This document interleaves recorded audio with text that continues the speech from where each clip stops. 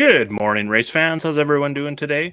Jagerbomb's DFS NASCAR Raceday show going a little bit earlier today. Got some time crunch stuff I need to take care of in normal show time at 1 p.m. Eastern, so I'm going to do it today. With that being said, I'm also going to look at the new F1 sheet as well, and the race today in Saudi Arabia. That race is at 1 p.m. Eastern, so that's nice. We haven't got into the part of the season yet where these races are starting super early in the morning. So I thought I would just kind of go over that a little bit. I haven't done a tutorial video or anything on that. I'm going to talk some NASCAR first. We'll touch on the F1 as questions come in, or either at the end, I'm going to look at that as well. All right. So looking at this race, this is the first road course race of the season. We've got the EchoPark Automotive Grand Prix, Circuit of the Americas.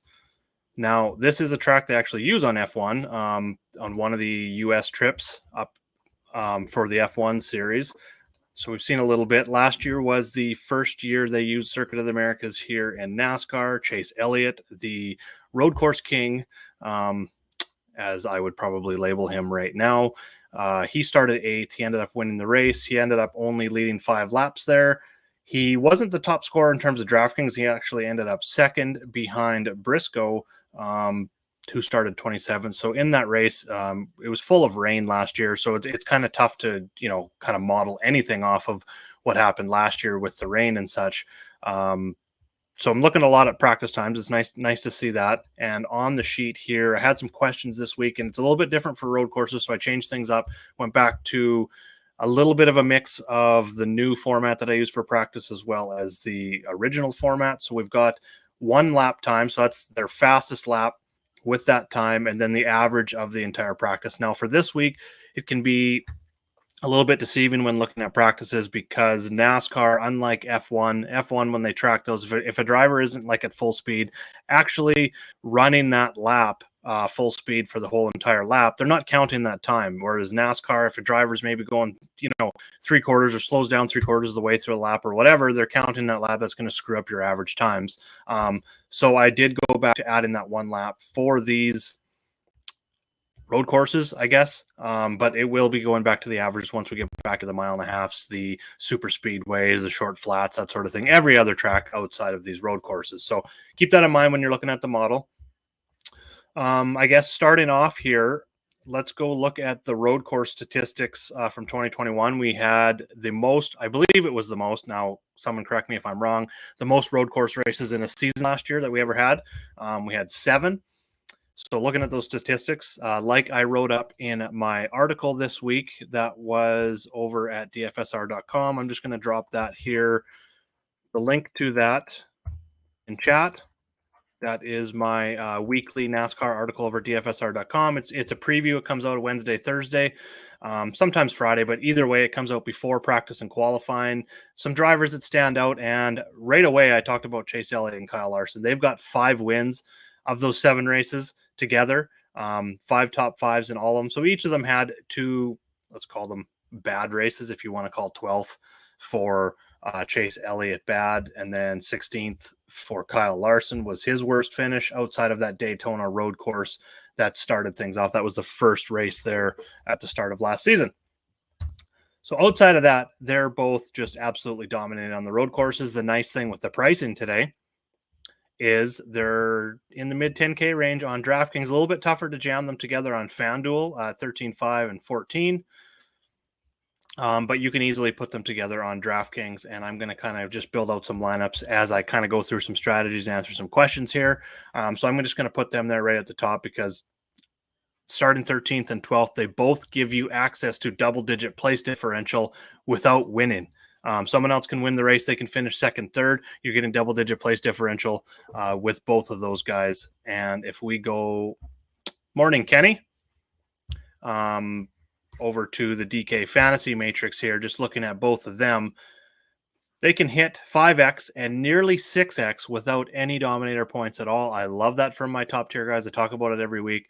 So with their place differential, the fact that they're the 2 best road course racers, they proved it last year with 5 of the 7 wins on the road courses, and their worst finishes were outside of that Daytona road were 12th and 16th. So easily fit them together. That's probably going to be the chalk way to go. So that's mostly how I'm going to structure things in terms of how I'm going to talk about my drivers here, starting with Elliott and Larson as my cores are going to be the highest owned in my player pool this week. That automatically sends us down. And Kyle Busch is very close. Don't get me wrong. He's starting 15th. The model absolutely loves him. He's third in the model. He ran the fastest laps. We had the fastest lap in practice. See, that's where that averages out a bit. So I'm assuming, I didn't get to watch all of practice. I'm assuming he had one of those laps where he maybe either spun and got back on track, or wiggled and slowed down, which really threw out his averages. But he did throw up the fastest lap, which is very promising to see. Start in 15th, so he's got a little bit better place differential than both of those guys that we just talked about. And then in terms of the road courses themselves, while he didn't get a win, he had 4 top 5s and 5 top 10s, which is pretty darn close to what those guys had. He never qualifies well, so he's always giving you that place differential. So that's really nice to see. But the average finish just wasn't there in terms of Elliott and Larson.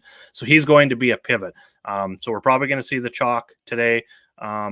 The ownership riding with Elliott Larson, probably them together, just because with the pricing on DraftKings. So if you want to pivot a little bit without really getting too crazy, instead of going with Elliott and Larson, you could definitely go, and I will do this in some of mine, I will go with Elliott and Busch and Larson and Busch as, some pivots off of probably the chalky Elliott Larson stacks. So that's kind of the way I'm looking at the top tier, right at the top 3 drivers. So then I come down into the value range. And a couple drivers that stand out to me. Someone had asked about Bubba in chat. I said I would discuss him. I see someone's talking about Bubba already. JJ, welcome to the show. Thank you very much for tuning in again. So there's 3 drivers right in this zone that I do like. The model likes Eric Almirola, then Bubba, then Michael McDowell. Those are my 3 drivers that I'm looking at in this low to mid 6K range. They all give you place differential value. It's a little bit up and down in terms of the road course history for them. But what I'm going to look at here, I'm going to jump over to that road course tab here in just a second. But right now, like what we see, morning, Mike. Nice to see you. And Matthew, welcome. Good morning. I will look into that here. Ricky, I'm assuming you mean Stenhouse. You got Rick Jones. So I'm assuming you mean either Ricky Stenhouse or Eric Jones, or maybe them together. I will touch on that here in a minute. But with Almirola, what I like, he's been solid so far this season in terms of consistency out of those 3 drivers. It's on FanDuel, it's Bubba and Almirola in the low 5K. I don't think we need to go to McDowell at 7,500 whatsoever just to get that 27 starting position. I don't think we need to do that at all. McDowell was good here last year in the rain. Bubba crashed out. Almirola was mid-pack. It was disappointing start for him, but we're going to go over and we're going to look at the road courses because what stands out. Here's McDowell. So he's 16th, 30th, 21st, 30th. Just kind of looking at the recent form. Almirola right there as well, 24th, 19th, 16th. So you're looking at like 15th to 25th from kind of both of those guys. Bubba's been consistent in his last 2 to close the season out last year. Overall, as you can see, it's not been that great. Average run of 24.4, not great. 21.9 average finish, not great. Only 3 top 20s in those 7 races. But 2 of those top 20s came at Charlotte and Indy at the end of the year with 14th and 13th. So he top 15 finishes in his last 2 road course races. He's on a good team. Toyotas have struggled a bit early, but again, this is for a team that's struggling. There's no place they would probably rather come to than a road course. Where it's a little bit easier, it's a little bit more driver dependent than it is, say, engine dependent. So we'll go with that. So I do like Bubba here with that consistency. So I do like all 3, and I think the way I would rank them right now, let's just look at the cheat sheet here. The price is about the same, but I would probably have them, and my rankings will be up. I do have the rankings tab here. It will be updated. Probably top 15 is where I like to try and keep my player pool for 20 max, 20, 30 lineups kind of thing in that 15 range, 12 to 15 drivers range. So that will be updated following the show. I'm going to be starting on that and finishing things off. But for now, I do like Bubba with his consistency at the road courses, but I also like Almirola, and then McDowell would be number 3 for me. That's for DraftKings, and then for FanDuel, it would be, it would probably be about the same. Bubba, Almirola, and McDowell there as well. So I'll have shares of all 3 of those in that range. I probably don't want very much exposure to lineups where I have 2 of the three of them together, and I won't have any lineups that'll have all three of them together. So that's kind of the rules I will be running with those three value plays down there. So if I go and take Bubba and throw it into this initial build that I have here, that automatically throws us right back up into that mid 7K range. So then we'll just go back here and check out some of these. Okay, we're in the mid 7K range now. So first one that stands out here, actually two, I guess if we go up to a little bit, is Ross Chastain, Kurt Busch.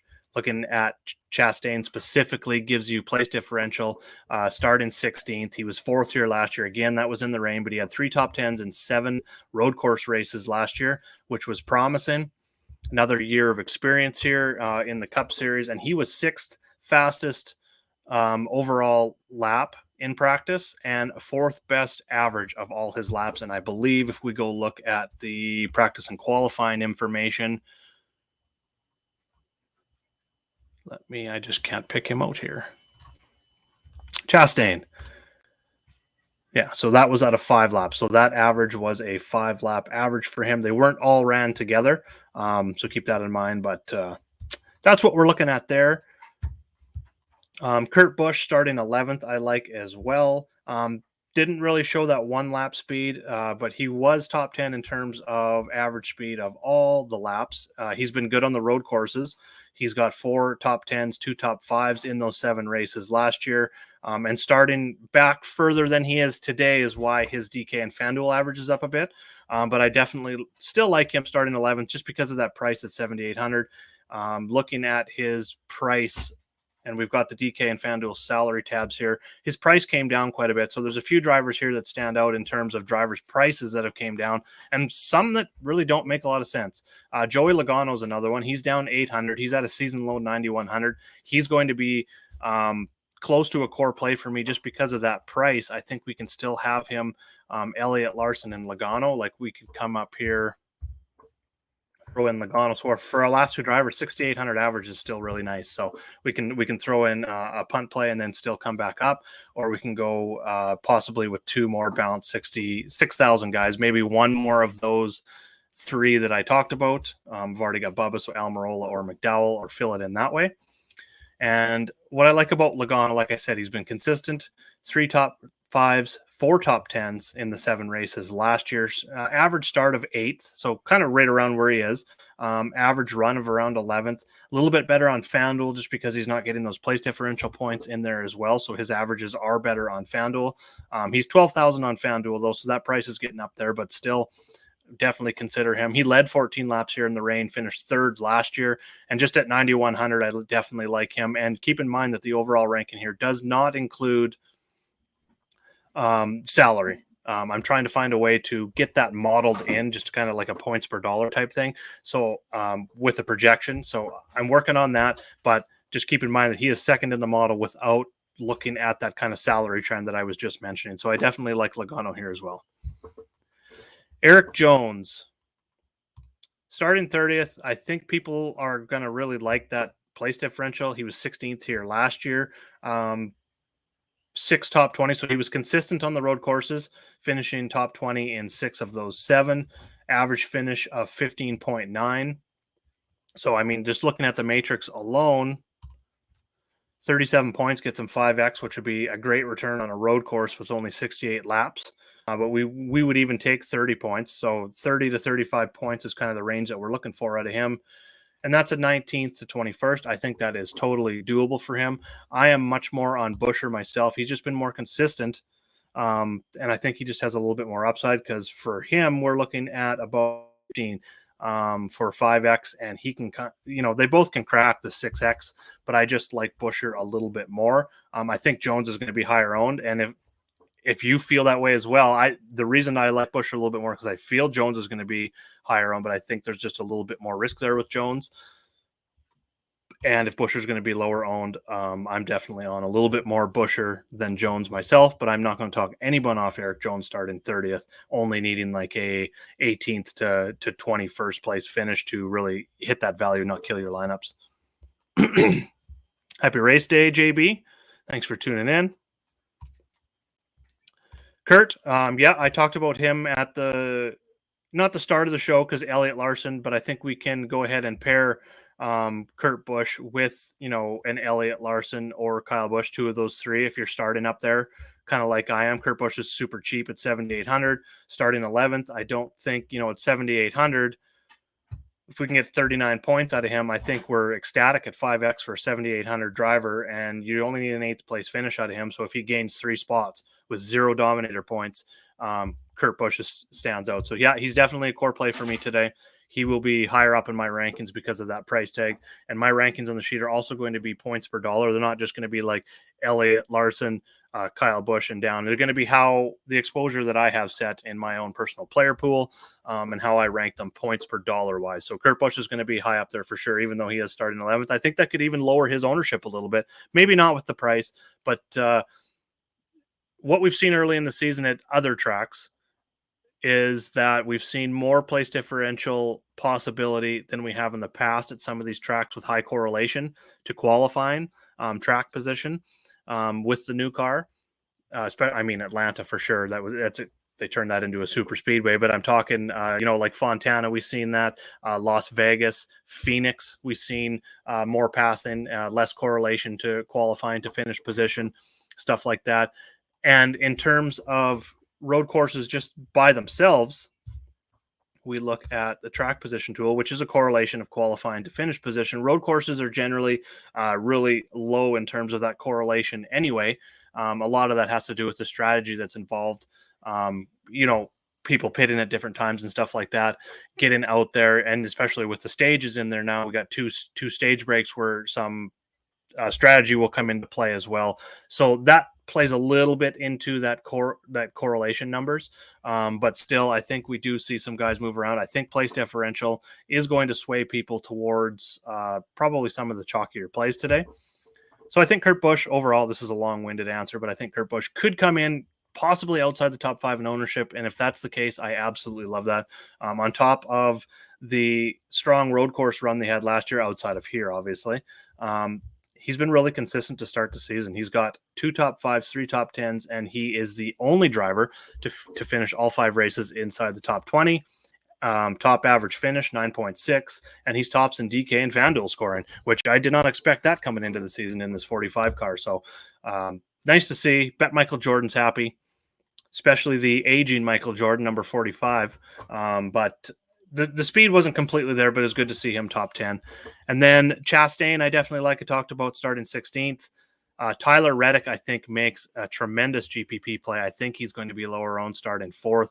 Now, I don't think we're going to see a Dominator lead more than, what were we here last year? We had 2 drivers. We had Kyle leading 12 from 4th, and we had Joey Logano lead 14 from 6th. So they're all going to come from like a top starting spot. So I would probably say 2 drivers leading 10 to 15 laps again. I think we probably see that.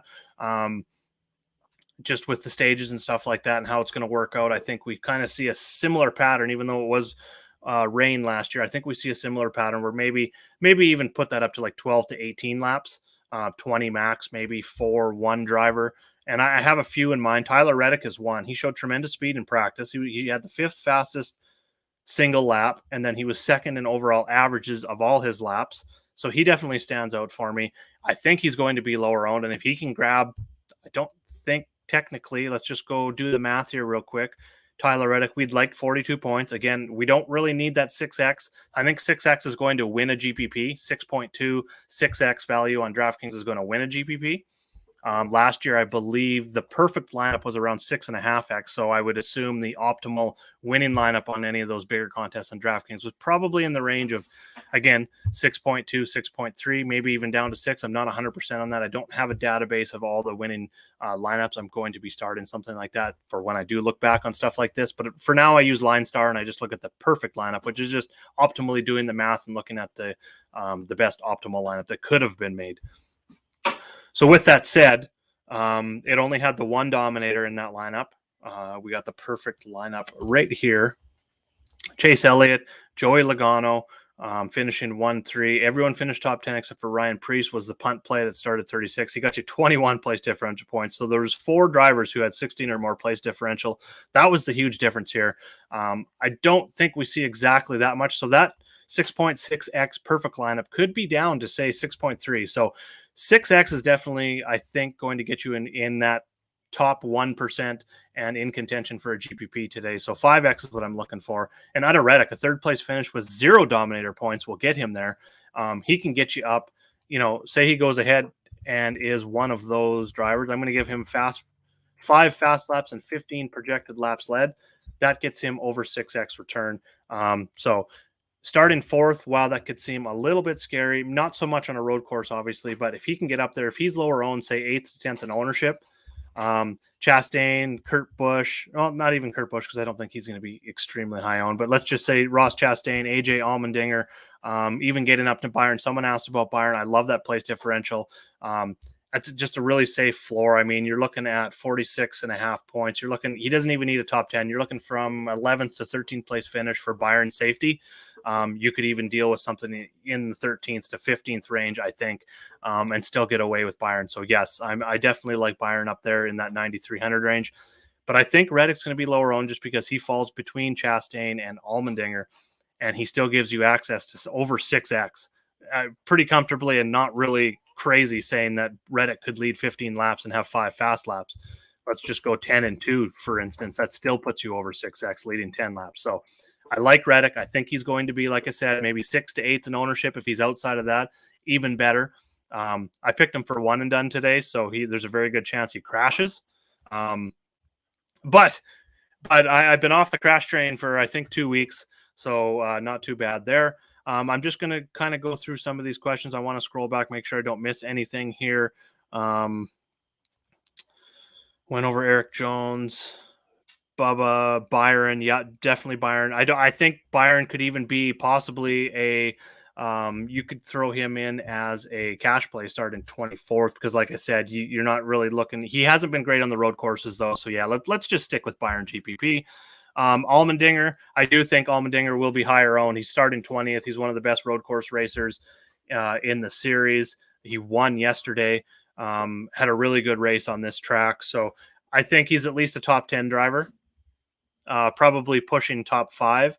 44 points puts him at 10th. So if he breaks the top 10, he's getting you over 5x return without any fast laps, any dominator points whatsoever. He can get you 6x with just a 6th place finish, and I think he has top 5 upside with just how good a road course racer he is. And Colleague's been putting out good teams here, in the Cup Series this season. So yes, I think he's a contender, and just math wise, I think he gives us a really safe floor. I don't want to say safe. He gives us a nice floor. He doesn't need to really outperform to not kill your lineup. Whereas he can get you a top 10, a top 5, and he is crushing. He'll be in the optimal lineup if that is the case. And then at that price, I honestly think, and I know the qualifying didn't come out until after the DK was released, but if the DK came out after qualifying, I'm pretty sure Allmendinger would at least be 9,500, probably pushing 10K if they had one of those alternate contests. I haven't seen if they've done that or not this week, but if they did, I know Allmendinger would be one that I would assume would go higher, but with DraftKings, you never know. Okay, moving on through these questions. Burton GPP.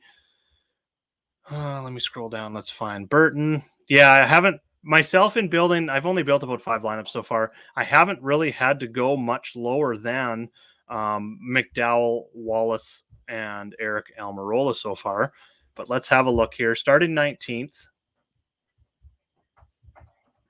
Hasn't been consistent this year. He did put down a fast lap in practice, that one fast lap. The one concern would be maybe it wasn't, but again, this average is just thrown out. So that's tough unless you were watching every lap of every driver to see. And I don't have a database that shows the lap time of every single lap. That would really, really help me sort out these averages for these road courses, because I'd be able to easily, distinguish whether it was an actual hot lap on the track or whether, they were just out there warming things up, or, be able to distinguish just a little bit more. But starting 19th, for Burton, you're looking probably 4x down in that price range. Anything in this mid 6 and down, we can get away with 4x. So 23 points for him. You're looking at about 19th or 20th. So finishing where he starts, I'm not on him today at all. I don't think he is a top 20 driver in this race. Something else I wanted to look at, and I'm going to bring this up while I'm talking and hopefully not stop. Maybe I'll take a drink here for a second. Over on Racing Reference, I use every week. I just wanted to go look at Xfinity road courses and get the last 10 road courses. Spell better here. Burton's got 9. Looks like he's got top 10s in. Yeah, so it's not really a great road course history for him, even going back to the Xfinity. There's 15th, 9th, 5th, 5th, 38th, 6th, and these are all 2021 here. So seeing these 5 top 10s is nice, but the quality of car that he had last year and, up there in the top of the championship race and stuff, seeing only 2 top 5s and nothing better than a 5th on the road courses tells me it's not his best track type. And now up in the Cup Series, he hasn't been consistent this year. So far, I know he got taken out. He had a strong car at Daytona. But overall, I'm not going to be on him. I wouldn't talk you off. He's going to be low owned. I'll give you that. Maybe if you're building 20 lineups, you want to throw him in for 1 to kind of pivot off some of these other guys, maybe 2 and get that 10%. When everyone else is 1, you're going to be 10 times the field. But I would not do more than 10%. 5% is probably going to be enough. So 1 lineup in 20, I think, is enough for a Burton kind of play, but I won't be on him myself. Suarez. Suarez makes a lot of sense. He's 8th in the model. Starting second is risky. I'm going to look at that here in a second. I would wish he would be in the 6K range, which is going to be tough, seeing as they've had a strong start to the year. 3 top 10s, 2 top 5s in 5 races so far. 4 of the 5 have been in the top 20, so super consistent 14.4 average finish. One of the surprises of the year. And then he comes out. It's not really a surprise anymore that he was, second fastest lap, first in averages. And if we go look at that, yeah, he ran 5 laps in there as well. So nice to see that. Everyone ran about 5 to 7 laps here, except for down here. Cody Ware only ran 3. I think he ended up having some issues. He might have spun out. I kind of forget what happened with Ware. Doesn't really matter with him. But everyone outside of him ran 4 or more laps. Jones only ran 4. Haley only 4. And Dillon only 4. And everyone else was 5 to 7. So definitely on tour. It's going to be, if you think his ownership is top 5, I would be underweight. If you think his ownership falls between 6 to 10 or outside of that, possibly because he's starting second, I think I'm going to have more ownership. So I'm going to be looking into that, checking out social media and stuff and see where other people are at. I'm not sure if Sabre has ownership projections for trucks or not, or trucks for NASCAR, I mean. So I will definitely check that out. Looking at the matrix, though, with Suarez, you need him. He's not going to kill you at 7,100 with 4X. So 28 points isn't going to kill you. But that's a 9th place finish. So he needs to hold on to a top 10 or, that's not really going to work out. I'm probably going to end up being underweight on him, probably in the 10% range. So in my 20 max, maybe have 2 of Suarez, kind of thinking that he's going to be owned, like I said, in the 6 to 10 range, 6 to 10th ranking of ownership, probably. I would say 12 to 15%. That's kind of where I'm putting him. So I'm going to be a little bit underweight at 10%. But there's a lot of risk there because he does have to hold on to that top 10, which, I mean, he's ran really good, but will that team be able to keep up with some of these stronger cars over and over and over again? Is it possible more than other tracks? Probably. Let's just go look at his road course. I'm stuck on this Suarez thing. I've been stuck on it since he ran that qualifying time and that fast in practice yesterday. It's just been boggling my mind. Only 3 top 20s and 7 road course races last year. I mean, they didn't have the car they have this year either, so keep that in mind. 13th at the Charlotte Road. I think that was his best finish on the road course races last year to finish out the season. So, I mean, that was good momentum coming into this season's road course races, and they're running much better car. So, all right. Keep landing on Truex. Am I way off on him today? I know some people are on Truex. I'm not. I have, like I said, my lineup start with Elliott and Larson. My pivot up there is going to be to Kyle Busch, which he's still going to get some ownership, but I'm higher on Elliott and Larson, running them together lots, and then pivoting off of that. So if I'm running 20 lineups, I'm probably going to have about 8 that are going to be Elliott Larson stacks, maybe 6 to 8, somewhere in there. And then probably another 2 lineups that have Elliott and Busch, another 2 that have Busch and Larson. So a lot of my concentration is going to be at the top. So I'm not on Truex a whole lot myself. Didn't show a ton of speed in practice. 15th fastest lap. A 15th isn't going to get you there for him. You need 5X from these guys when you start getting into the high 8 up to, especially up into the 9 and 10K range. You need 5X out of these guys.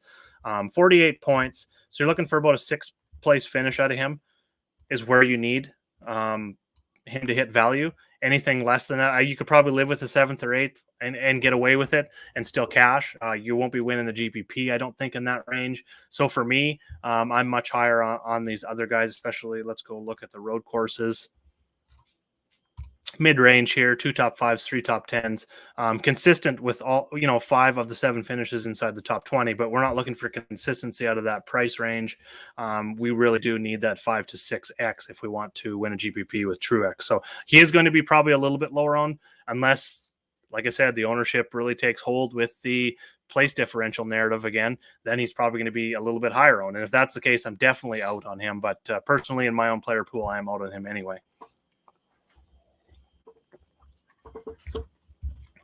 Anyone go to the rear? I haven't seen anything. I'm going to bring up the news channel here, see what we got going on. Bob posted his beautiful day weather forecast, starting lineup stuff, and there's nothing posted on there yet. I think they go through. No, they were compound. So unless someone makes changes, which we've seen tons of that in the truck and Xfinity race. Xfinity, we got the word 8 minutes before lock that there was about 9 or 10 cars that were going to the rear of unapproved adjustments. So at this track, this is something we're going to need to follow. Now, we do have a lot of time.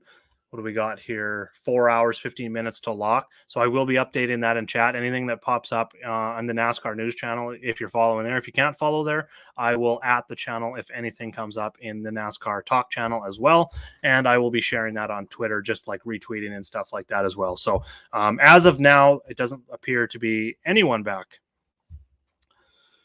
Okay, I'm almost caught up here on the questions, and then I'm going to jump over and talk some F1 here for a few minutes. An obnoxious amount of Lally. Yeah, pretty good road racer, starting 39th. Showed some averages, so he was one of the guys that ran 4 to 8 laps in practice. Single lap average 33rd, but what we need out of Lally, you can take a 4X out of him, so 20 to 21 points, 20-21 point range we could get out of Andy Lally. So you're looking at a 30th to 30. He doesn't even need to break the top 30. I think we could definitely go with that here.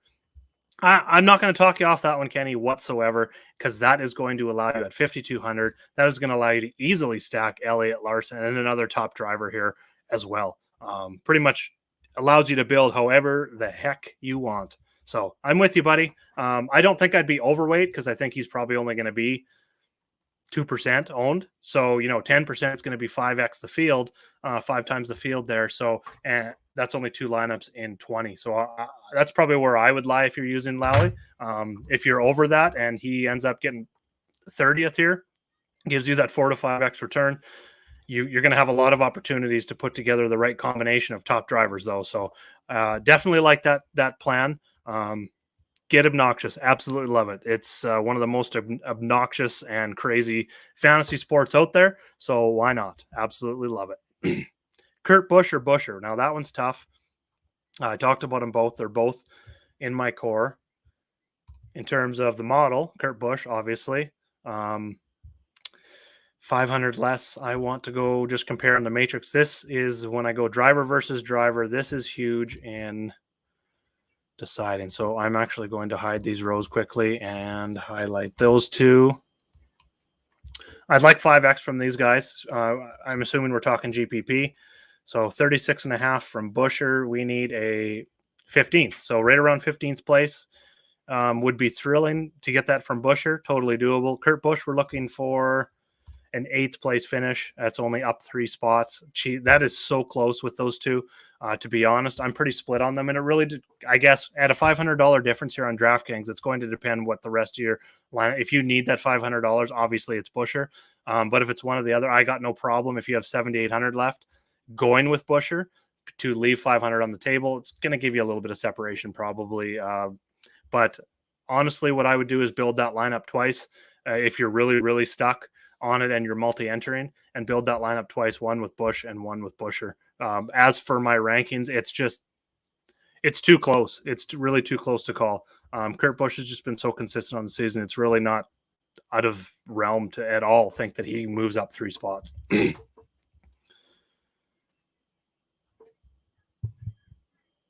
What do I think of qualifying procedures?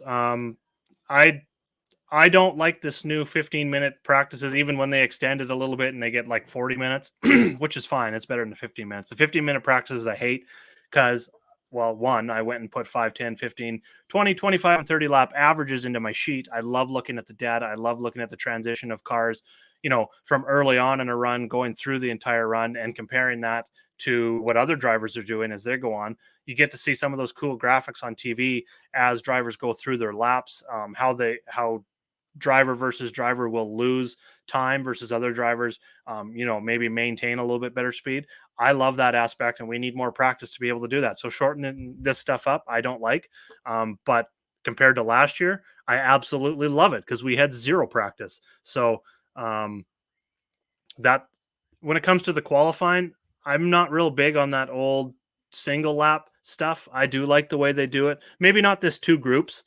But I do like the way everyone goes out there and runs their practice laps, as many as they want, and then the top 12 move into the final round of qualifying, where they then go for the pole. I like that versus this 2 groups and then down into the top 10. I get they're trying to condense the weekend, but that's my thoughts on it. This is really out there. Let's put this up. Kaz Grala, pretty fast in the truck race, seems to know what he's doing on the road courses. Grala is at 5,900, starting 31st. We're going to need 24 points out of him, so you're looking for 24th, 25th place finish out of Grala. Model doesn't like him. 26th in his 1 start. Yeah, the averages were there. I'm not on him myself. I'm concentrated a lot on Almirola, Wallace, and McDowell. And now Kenny's got me on some Lally down here in a couple lineups as well, which gets me off these 3 a little bit more. So for myself, I'm not on Grala myself. Rank the cheap drivers. Well, I talked about it before, and it was Bubba, Almirola, McDowell, and Lally down here, and that's really, those are the cheap, like sub 7K. Suarez, if I'll include Suarez in there, I guess, if you want, but that's another tier for me. The Suarez, Buescher, Eric Jones, Kurt Busch is another range for me, and I would have them ranked, like I said, Kurt and Busch are 1A, 1B in that range, and then Eric Jones and Daniel Suarez. Joey Hand, 14th fastest lap, yeah, not on hand at all. Not in that 15 car. I kind of got him as like a 35th, last in the whole entire field, in terms of finished position. So we're looking, what do we need out of him?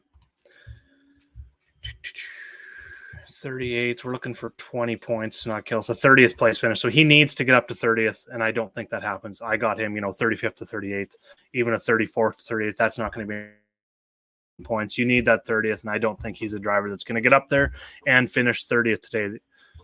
There's 30 other drivers out here that I think can beat him, and he kind of falls. I would rather have Lally for sure, starting 39th.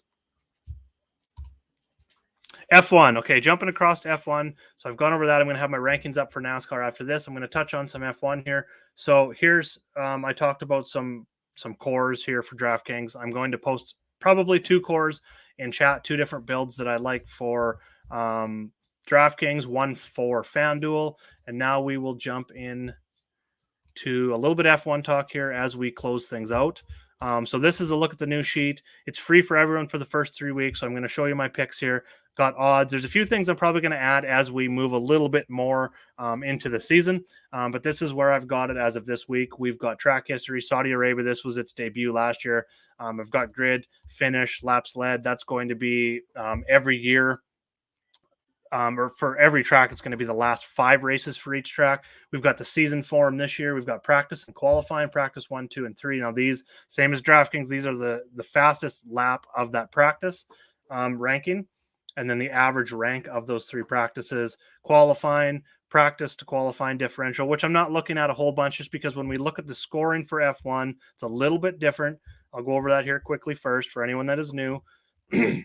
So for your driver scoring 25th for first, pays out all the way to 10th here. So it's a big gap if you're finishing on the podium here, as you can see. And then you get the fastest lap of the race gets 3 bonus, laps led 0.1, so nothing real big there. There's a lot less laps, so it's not something we look at a whole lot, the laps led, like we do Dominator points in NASCAR. If you defeat your teammate, you get 5. So if you're stacking 2 teammates, you're going to get that 5 bonus automatically. Keep that in mind. Driver classified, I believe classified means you finish 75% of the race. Sorry, 90% of the race completed. So as long as you finish 90% of the race, that counts as classified. You're going to get that point. Now for place differential, you have to gain 3 spots before you get 2-point bonus. And then once you hit 5 spots gained, you get a 3-point bonus. And this isn't cumulative. You don't get the 2 and then 3 more and then 5 more. You get 1 of them. So once you get to the +5, you get 3 instead of 2. Once you get to the +10 spots, place differential, you get 5 instead of 3 or 2. You don't get 10 points out of that place differential. So it's a little bit different. So looking at that, first of all, in this race, Lewis Hamilton is the only one that really gives you realistic maximum place differential. If he finishes 6th, he can do that. Now that is close. He was terrible this weekend. Mercedes is still struggling, which is really crazy. Coming off that final race, I don't know if anyone's watched. If you're new to F1, you want to learn a little bit more about the series. You don't have to watch all the seasons of what's it called? I don't even remember what the show's called. The F1 race, Formula One show on Netflix. Just go watch last season. It gives you a lot of insight into what's happening this season. Red Bull beating Mercedes at the end of the year. Mercedes was pissed. That's how the whole series ended, because of that final race last year. And they were like, we're coming for it. Everyone's got a target. How did it go? Oh, they asked Toto at the end of the year, does Red Bull have a target on their back in 2022? And his response was, everyone has a target on their back, which is kind of funny. I'm a Red Bull fan myself. The reason I didn't watch a whole bunch of F1 earlier before this year was just because Lewis Hamilton just won everything. Always. He's won 7 championships, 5 in a row, something like that. So seeing that was interesting, and especially now that Mercedes is really struggling early in the season with speed. Look at those odds, like 10,000 to 1 or plus 10,000, sorry. Starting 16th. So I just don't see that happening. I got him in that 8th to 10th range finishing today. I do like George Russell a little bit better, but I think again you go with their number 1 and 2. They were 1 and 2 in every single practice. It's Leclerc or Verstappen. If you're going with captain, which that's what the F1 scoring is here, you got to pick a captain. Very tough to do so with the top priced driver. It's 1,200 extra here. So kind of what I'm doing is picking one of those 2 and then building around them. So put Verstappen in there. You can get Leclerc. Now, when it comes to constructor, there's a couple things you can do. So last week, Ferrari was 2nd or 3rd in pricing. 3rd in pricing. It went Red Bull, Mercedes, or whatever. Ferrari was 3rd. So they were the chalk play. They both finished up, 1, 2. So that's the scoring differential that we're going to have to look at. So you can go Alpine, and I think there's a good chance that Alonso and Ocon can both finish top 10. That's really what you want from your constructor team, is both drivers to finish top 10. Ultimately, you want them to both finish on the podium. Would be awesome, like Ferrari did last week and absolutely crushed the points. Here's why. Here's why Alpine is a lot more risky than you would think. Do I think they have a good chance of both going top 10? Yes. But here's why when we look at the scoring. Why I changed my mind a little bit. Constructor points are set up the same. So you get 25 for the win, just for the team in general, not for, if you have both drivers in there as well. Also, you can't have a constructor and both drivers. You can only have 2 of the 3 in your lineup. So same kind of points, 1st to 10th. But now where it gets interesting is both teams are classified. So both drivers essentially finish the race. You're going to get a +2 bonus. Both cars finish top 10 is a +5. And then both cars finish on the podium +3. So let's compare Red Bull today, who is my favorite. They're 1,000 less than Ferrari. I think they have a good chance of finishing, both on the podium for sure. Possibly even win in second. Possibly. I mean, Ferrari is still fast. I think Leclerc's the odds-on favorite to win. I think Verstappen can win. I put Verstappen as my captain because he's a little bit cheaper. I think he's got a good chance of winning this week. He's also going to get you that +2 bonus for place differential if he does win because he's starting fourth today. So keep that in mind. That could be the difference between winning a GPP and not. If you can build a lineup that you like and then run both Verstappen and Leclerc as your captain, you can interchange them and build the same lineup twice kind of thing. If that's the case, I do like the Verstappen, and that could be huge. If that's, if that turns out to be the chalk lineup, it's going to be the Verstappen winning one that gives you that little bit of an edge with that plus, with that place differential in there. So keep that in mind. But Red Bull 9,800, 1,000 less. And so Red Bull can give us easily, the podium and stuff. But if you like Alpine, which I did early on, simply because 5,200, you could easily build Leclerc Verstappen lineups. Absolutely no problem whatsoever. And you think, okay, well, these guys can both get top 10. They're starting 7th and 5th. I do like them a lot. They showed some speed in practice, especially Ocon. Alonso, a little bit more risky, 10th, 11th, and 9th, but I think he's kind of in that 8th to 10th range of finishing positions. Ocon more in that 6th to 8th range, somewhere in there. If you go look at the scoring, though, that's if, say, Red Bull even finishes 2nd and 4th. They don't get that podium bonus. You're getting 30 points for those two. They're both finishing top 10. That would be 32 points. Here, you're going to get the classified bonus, and then you're going to get the top 10, so 7. You're going to get 37 points for them. Now, if you get, let's just say, even 8th and 9th for the Alpine team, that's only 6 points. +5 is 11.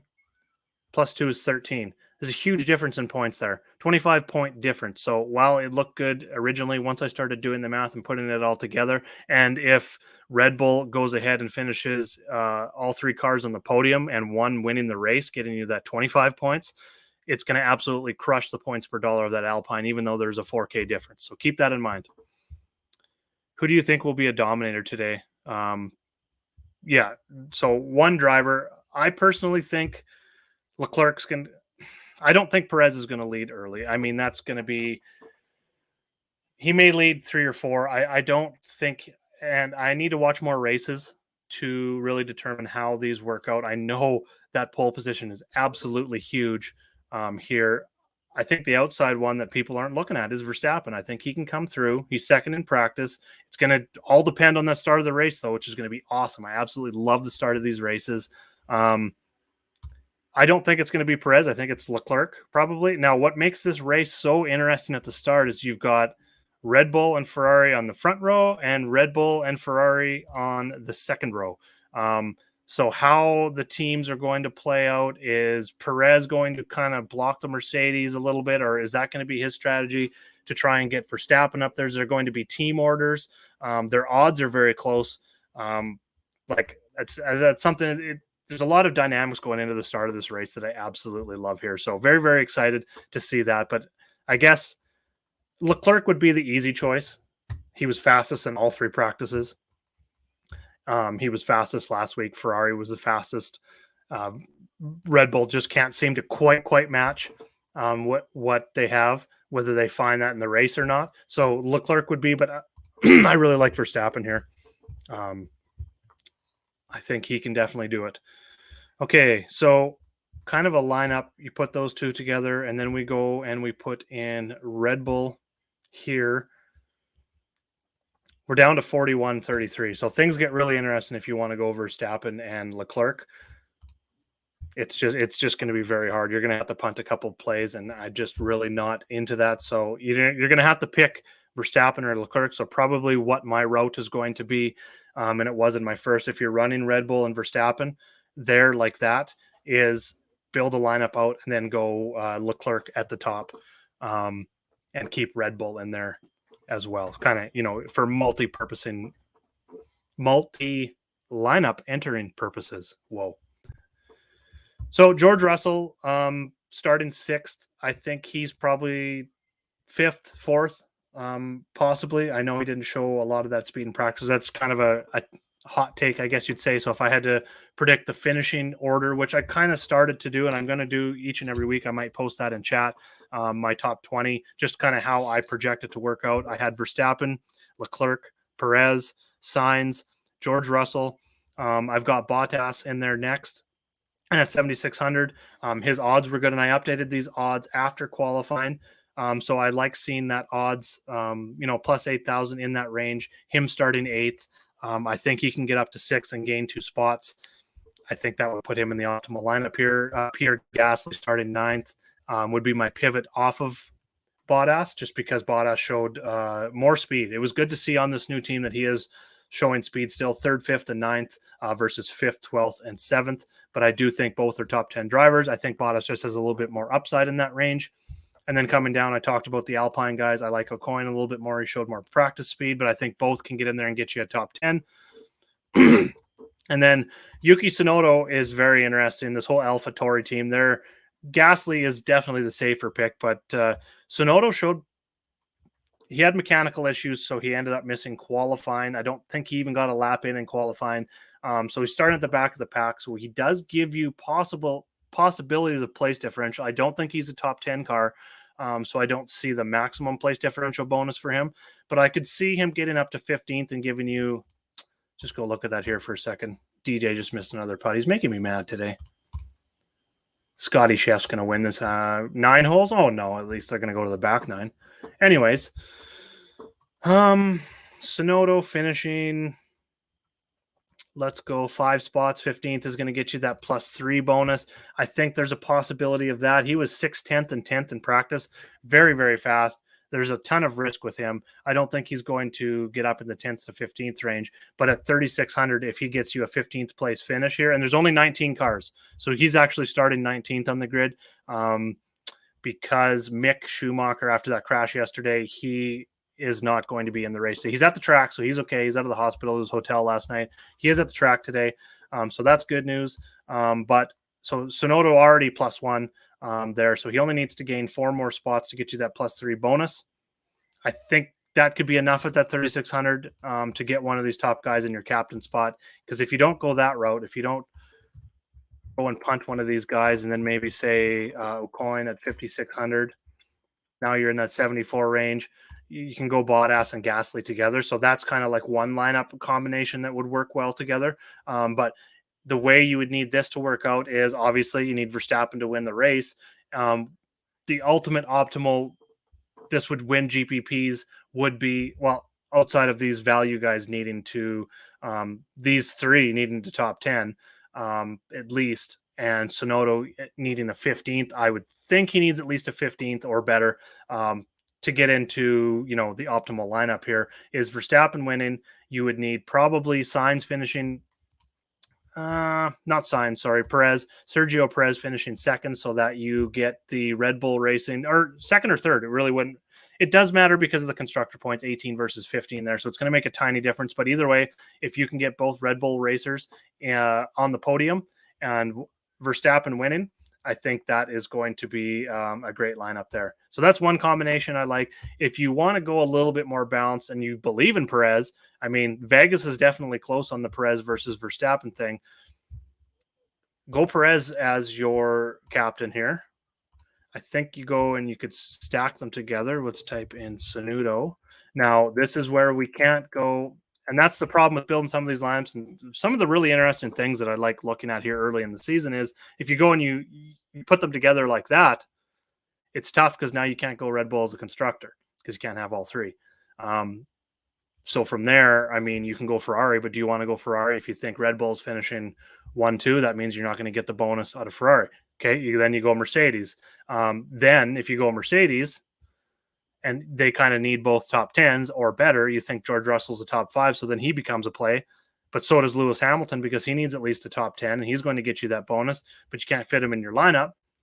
So you could go Mercedes, but that leaves you 65. So that's it. Very, very interesting with that limitation of team plus players, and you can only have 2 of them. So definitely like that.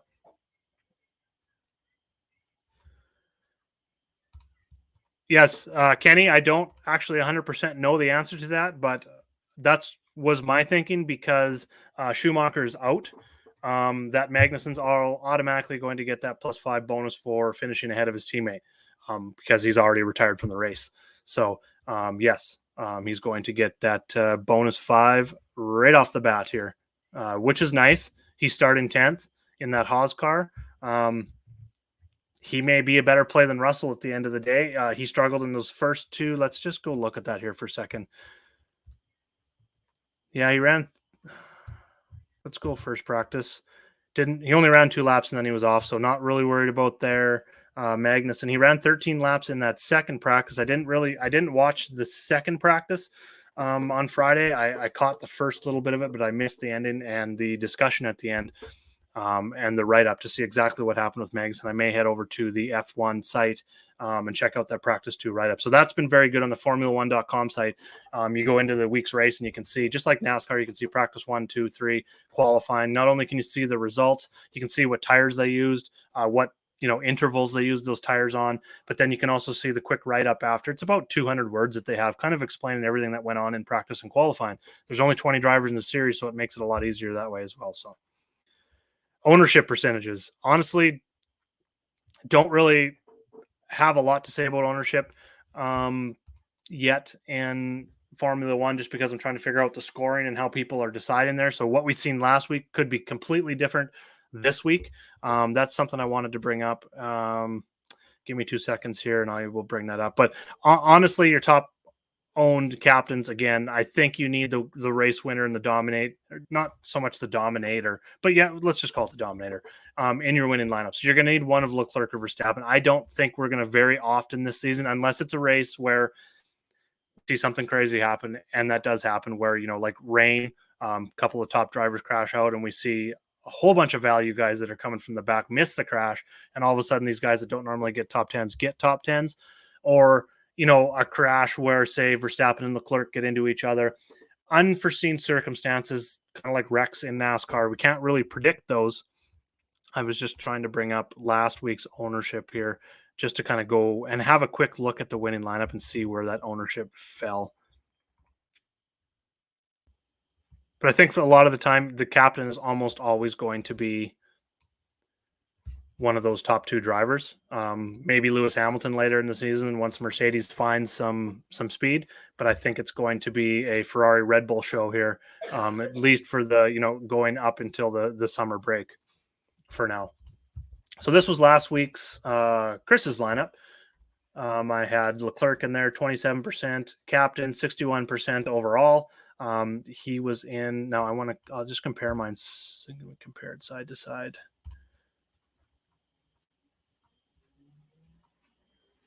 So this is one of mine and first. So this is my Verstappen one. And keep in mind, Verstappen finished 19th. He had clutch or some issues there at the end of the race, so he was out. But we had Leclerc. Russell was 9th, ended up finishing 4th. That was huge for him. Again, it was kind of unforeseen seeing both of the Red Bulls fall to the back at the very end of the race. They were good cars the whole race. So this was kind of like a Daytona type finish if you want to compare NASCAR to F1 in terms of crazy shit happening. But again, Leclerc won. He was up there. How many laps did he lead in that race? 49 laps led. So yeah, he was definitely dominator. Needed him in the captain spot last week. And then you had George Russell, had a strong run. He was in my player pool, did not have enough of him. Ocon started in 11th.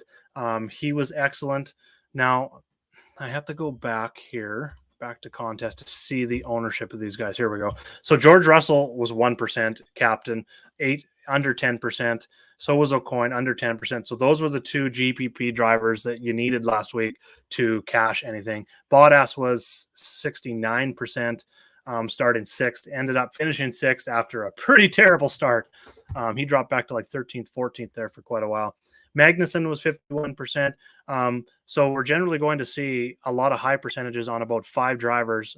But as you can see here in the first race, when shit gets hairy, these sub 10% guys are going to push you to the top of a GPP. So today, I think your highest owned guys are going to be Leclerc, Verstappen, Sergio Perez on the pole. Bottas is going to be again starting 8th. If he was chalk last week starting 6th, he'll be chalk this week starting 8th. I think Ocon starting 5th. So the guys that I have in green here are going to be the 5 highest owned, in my opinion. I don't unless you got a lot of Lewis Hamilton fans or place differential NASCAR fans coming over and playing F1 today, they just haven't been there in terms of speed at all. Mercedes, there's a lot of risk. Like I said, there's a lot of upside because if he finishes sixth, which is the odds, as you can tell, Vegas does not think he's going to get anywhere near a podium place finish, let alone I actually wanted to see, I think on my one betting site, I have top 10 odds. And I'm just going to bring that up here real quick over on Cool Bet. And then we'll close this out. We reached an hour here. I'm going to try and not keep this an hour show each and every week. Now that I'll probably do a separate show for F1 if that's the way I go. This week I wanted to touch on it here at the end because we do have a later race. We got an hour to lock for that. So let's bring up Formula One and look at this race, the top 10 odds. Okay, so we've got Lewis Hamilton way down here at minus 167, which is 11th in odds for top 10. I just don't like that. But if he does, that's going to get you the 3-point bonus. But just don't think that's enough points. If you get Leclerc and Verstappen, who are going to finish 1-2, that's obviously the way the odds see it, 1-2 or 1-3 or 2-3.